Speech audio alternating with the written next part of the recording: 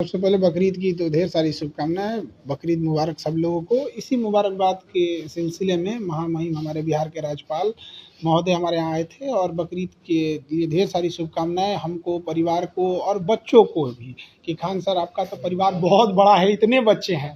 और उसी क्रम में उन्होंने कहा कि हमें क्लासरूम देखना है। तो जब वो क्लासरूम हम बस ऐसे दिखाएं उनको तो कहे कि अब हम अंदर जाएंगे क्लासरूम में। जब क्लासरूम में अंदर गए, फिर स्टेज पे आए, देखे तो उन्होंने कहा कि हम यहाँ क्लास लेंगे। तो ये सौभाग्य होगा हमारे यहाँ बच्चों का कि उनका क्लास स्वयं महामहिम राज्यपाल महोदय लेंगे हम लोग के। और इतने इंटेलेक्चुअल वो जब आते हैं तो कुछ ना कुछ सिखा के जाते हैं। तो हमारे टेबल पे जो पढ़ाते हैं पोडियम पे, वहाँ गिलहरी रखी हुई है। तो उन्होंने देखा तो उन्होंने बताया कि कैसे मतलब जब राम सेतु बन रहा था तो गिलहरियों का क्या योगदान था उसमें। जो दरारें आ गई थी उसमें बहुत बारीक दरारें थी, तो गिलहरियाँ उसमें बालू में अपने को उलट पलट करके कुछ बालुएं फंसा के उसमें दरार भरती थी। इतने छोटे छोटे चीज़ों के वो जानकार हैं और यही सब सिलसिले में बहुत सारी शुभकामनाएं दी हैं। उन्होंने क्लास लेने की भी बातें कही हैं। बिल्कुल, उन्होंने कहा है कि सामाजिक बदलाव, हमारी संस्कृति को बचा के रखना। जिस तरह से भारत की संस्कृति धूमिल होती जा रही है, वेस्टर्न कल्चर भारत पे हावी होते जा रहा है, तो इस चीज़ों को हमें अपनी धरोहर को बचा के रखना है। इसी क्रम में उन्होंने बताया कि अगर आपको कोई ऐसे इश्यूज आएंगे, पॉलिटिकल्स टॉपिक होंगे या फिर कॉन्स्टिट्यूशनल टॉपिक होंगे, ये सब समाज सुधार के टॉपिक वो जरूर आएंगे। और उन्होंने कहा एक बार नहीं, हम कहे सर एक बार क्लास ले, नहीं मैं बार बार आऊँगा।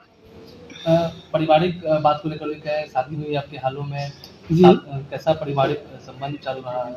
सब चीज़ एकदम ठीक चल रहा है।